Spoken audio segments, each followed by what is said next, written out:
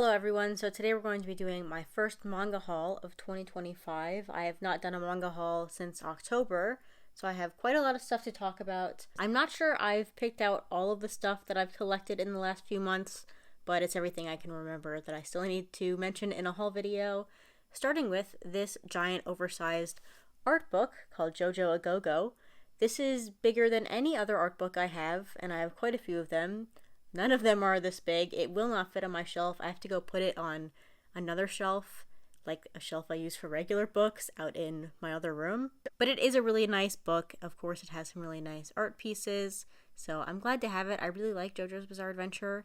It's just kind of a really inconvenient size for a book. Just for comparison's sake, I have Asadora Volume 8 right here. This is a typical Viz Sig size.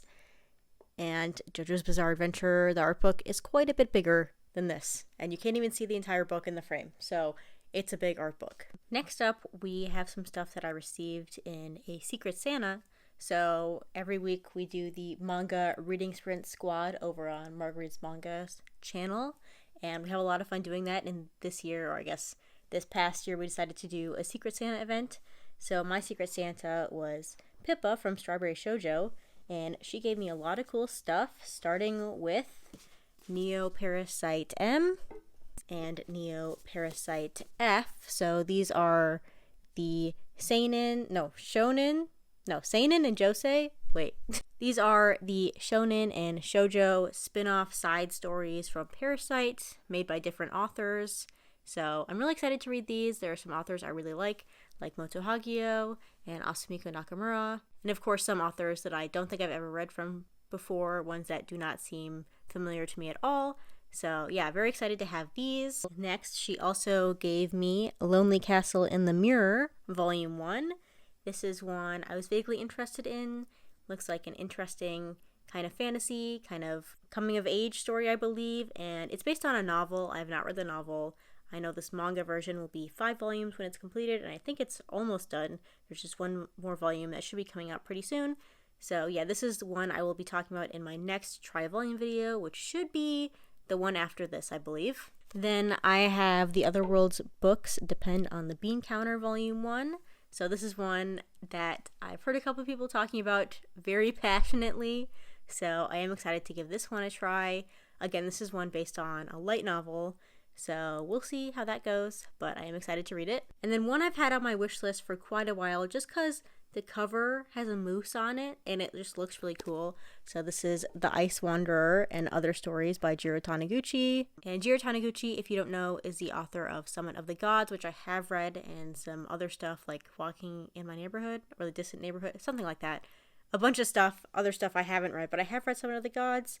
And this one seems like it might be similar to that. It's short stories, obviously, so I did really like his art. It was really, really well done, so we'll see what I think of this one. So yeah, those were all the manga sent to me by Pippa, so thanks so much, Pippa, for sending me those. I can't wait to read them. Next, we will go on to some other new stuff I've received in the past few months. First of all, I will talk about the manga from the new publisher, Kana.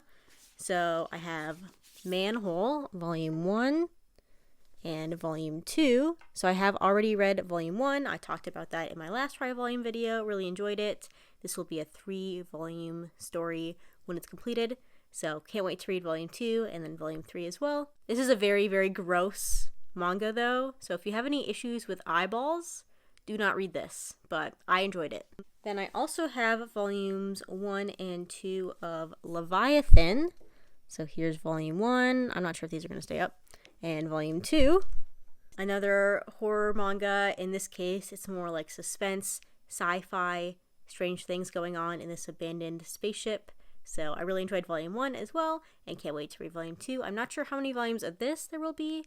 I want to say 3 as well, but I could be wrong about that. So we'll see. Either way, I'll read however many volumes it is. And then lastly, for Kana, we have Eden of Witches, Volume 1. So I read all of these Volume 1s and I enjoyed all of them, so I can't wait to pick up more. And there is a new one from this publisher called Silence, which should be out very, very soon when this video goes up, so I will also be picking that one up. And I will talk about it once I read that one as well, but I'm really excited about all of these manga being put out by Kana so far. Alright, more new stuff in no particular order.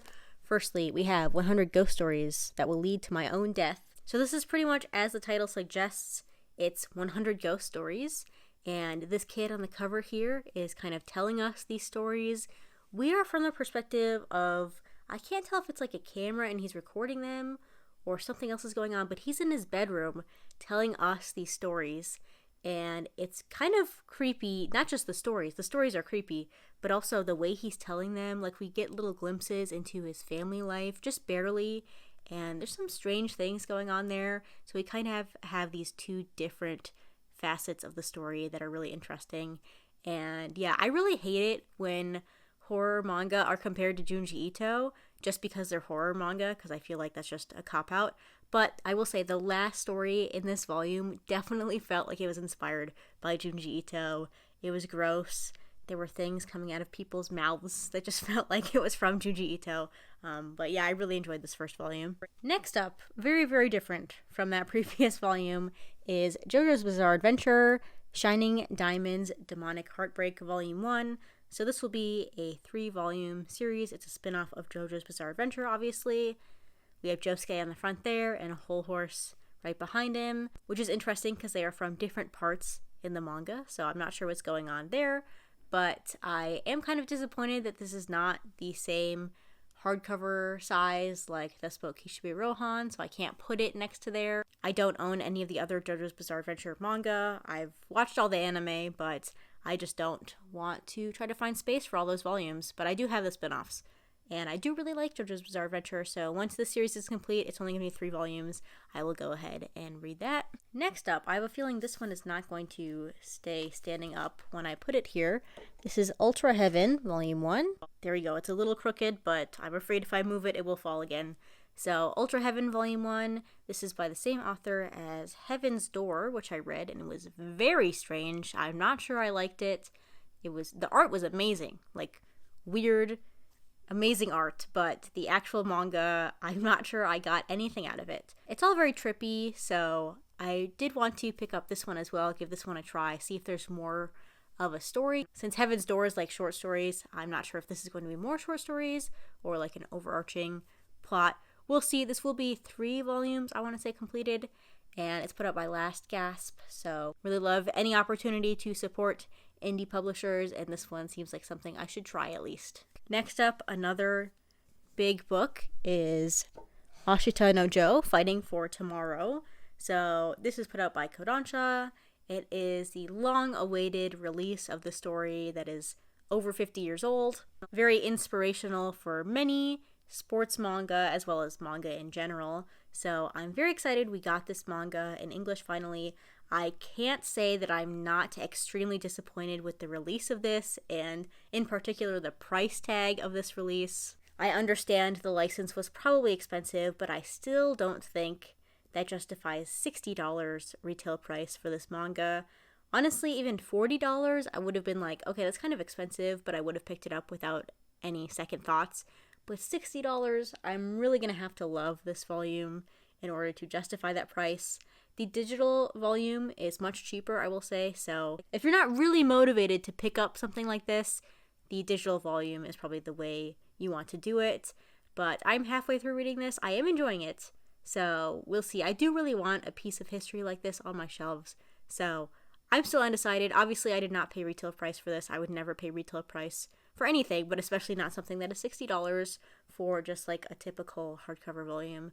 So yeah, I've definitely mixed thoughts about the release, but I will share my thoughts on the actual story in my next video, in my next tri-volume video.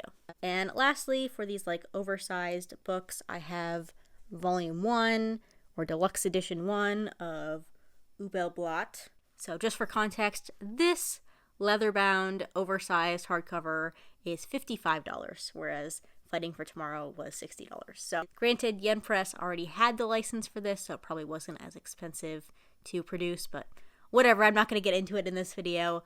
But yeah, this is Ubelblatt. This is, again, a re-release. They did previously release this in just like typical kind of taller paperback omnibuses, and I kind of had it on my radar. I don't know why I never picked it up, but then it was out of print, so I don't know, I didn't really care. But since they did re-release it, I decided to give it a try, especially because of the Barnes & Noble sale, so I got this at almost half off. I will mention that there is a misprint in this volume, so there is one page that is repeated, and then you don't see the page that's supposed to be there. Honestly, it's just one page, so I'm not going to try to get a refund for this volume because of one page, but just be aware of that if you are interested in picking this up. As for the actual story, again, I will share my thoughts on this story when I read it, and that will probably be in my next tri-volume video as well. Alright, more new to me stuff. This is a completed series that I picked up from another one of my friends. This was from Maeve Ever Manga. I will leave a link to her channel down below. Go ahead and check her out. But from her, I bought all of Rig Veda by Clamp. So I have Volume 1. Volume 2, which is a little bit beat up, but not horrible. And then Volume 3. So these are obviously omnibuses. I have been picking up more Clamp works, even though I'm not sure I've actually read any of them. I've read the first volume of Tokyo Babylon, but Clamp is just so prolific. Just a very highly regarded group of mangaka, so I really wanted to pick up more works by them to try them out. And this was a great opportunity, so I have the complete series, so I will read it whenever the TBR jar decides I'm reading it. Alright, next I have some one-shots. So firstly, I have one put out by Glacier Bay. This is called Flashpoint. This is by the same author as F, which I read last year and enjoyed. It was really interesting. So this is another one by them. They tackle some like political issues through kind of satire, kind of humor, just like social commentary, which I enjoy reading. So I'm sure I will enjoy this one as well. Next up is one I mentioned in my TBR video for January, so I do still have to read this. This is called Confession. Look at that snowy cover. I just feel like this is one I should be reading when it's really snowy and dark.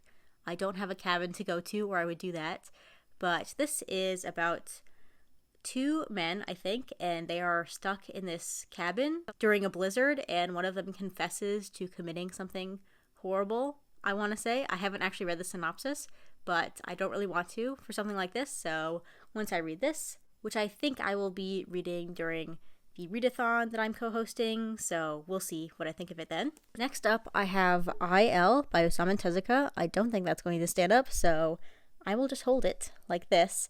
So this is, I'm not sure if it's short stories or just one story, but it's by Osamu Tezuka, put out by Titan Manga. So yeah, I've been collecting a lot more Osamu Tezuka works, so definitely wanted to give this one a try as well. And last one shot, so last one for this section is The Metalhead Next Door.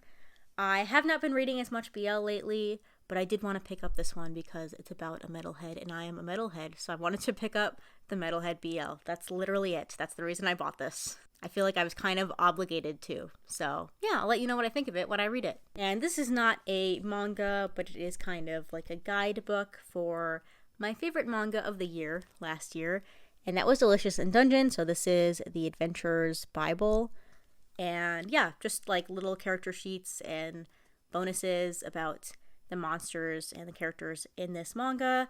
And along with that, I also got this little acrylic standee. I got this directly from the Yen Press website. I'm not sure if they have any available still. I bought it pretty much immediately after they announced it was available on there.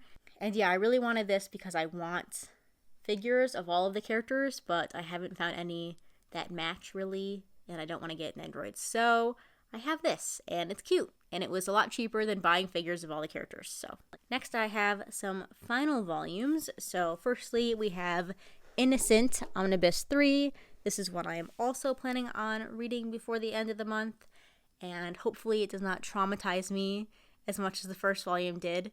This manga is about like executioners, and it goes into that subject in extremely graphic detail with beautiful art, but the beautiful art definitely makes it even more brutal. So yeah, can't wait to read this. I guess that's a phrase I can use, but I am looking forward to finishing it, and I will let you know my thoughts. And then another one that worryingly also has lots of torture in it, that is Orb on the Movements of the Earth. So this is Omnibus 4 or Volume 7 and 8. And this one is a historical manga about heliocentrism and how people were being put into prison and or killed for teaching it. So yeah, I've only read the first volume of this and I enjoyed it. I had some issues with it, so we'll see what I think of it once I finish it as well. And everything else in this video is just typical series I've been pre-ordering. Not the first volume, not the last volume, just whatever volume I'm on. So we'll go through these pretty quickly. First up, the aforementioned Asadora Volume 8. Then we have Tokyo Babylon Volume 5. I really love how colorful these covers are. Next, My Girlfriend's Child Volume 6. One I plan to read very, very soon. I really enjoy this series. It's very different, but I think it's really important. Next, we have Kageki Shoujo Volume 12. I haven't read this series in a while, but this cover is very beautiful. I have Medalist Volume 6, another great cover, and The Strange House Volume 2, another one I will be reading very, very soon. I really enjoyed the first volume of this. Auto Volume 6, not sure when I'm going to get back to reading this, but I did enjoy what I've read so far. Fool Knight Volume 3, which I'm going to say the exact same thing I just said for Auto. I don't know when I'm going to get back to reading this, but I did really enjoy the first volume. Don't Call It Mystery, Volumes 11 and 12, or Omnibus 6. So yeah, I have not read the previous volume of this yet, so I'm a little bit behind, but this is a series that doesn't really require, I mean, it's a mystery manga, but it doesn't really require that you read them back to back. It's pretty easy to take a break from this. It is a little bit episodic. Next, I have Touring After the Apocalypse, Volume 5. I honestly just flipped through this and I think I saw a spoiler, so we'll see if I'm correct about what I think just happened. But yeah, I do really like this series. It's not the most amazing thing ever, but it's post-apocalyptic. There's a robot, so I'm gonna like it. And then we have the Spellbook Library Volume 2, another one where I enjoyed the first volume enough to pick up the second one. Next, I have The Heroic Legend of Arslan Volume 20. I caught back up to this series last year, really enjoyed it. I will pretty much enjoy anything by Hiromu Arakawa, and this one is no different. And as per usual, I have saved all the Shonen Jump volumes for last. So we have Sakamoto Days, Volume 15. This cover is really good. I love all the covers for Sakamoto Days. Then Chainsaw Man, Volume 17. I have nothing to say about Chainsaw Man. It's Chainsaw Man. Then one I plan to get back to reading this year is Akane Banashi. So this is Volume 9. Covers and the colors on these covers are also really nice. And speaking of colorful covers, I have One Piece Volume 107. This cover is so cool. Obviously, I read One Piece weekly, so I have nothing to say about these new volumes. It's content I've already read, so I am loving the current arc. It's so much fun. And also, to go with that, I got Wanted by the same author. So these are a bunch of short stories that he did before One Piece. And I have not read this. I do actually have the Japanese volume somewhere, but I have not read that, obviously. I also haven't read this. Maybe I'll read it during the readathon. We'll see. But yeah, that was everything I picked up in the last few months. If you've read any of these and you have any thoughts on them, please leave your comments down below. Otherwise, let me know what you have picked up recently or what you're looking forward to picking up in the new year. But yeah, that's going to be it for this video. Thanks for watching, and I'll see you next time. Bye!